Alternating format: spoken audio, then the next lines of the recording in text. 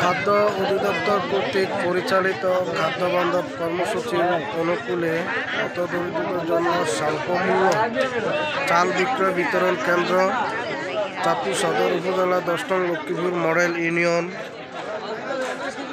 1, 2 ও 3 নং ওয়ার্ডের আজকের হতদরিদ্রদের মাঝে 15 টাকা কেজি করে প্রায় 30 কেজি 450 টাকার মূল্যের ডিলারের চাল বিক্রি করছেন ডিলার মোহাম্মদ খুরশেদ আলম মিয়াজি।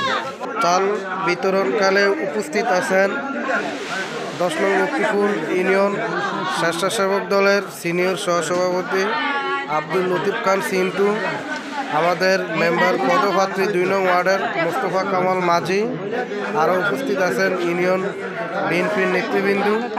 এখানে আজকের যে কর্মসূচি 15 টাকা কেজি 450 টাকার উদ্বোধন করেন খুরশেদ আলম মিয়াজি। আমরা ওয়ার্ড বলতে কিছু না, মানে এখানে সিরিয়াল মেনটেন নাই, ঠিক আছে। আমার 1, 2, 3 এবং 17 কিছু আছে, 9 আছে, 4-এরও কিছু অংশ আছে।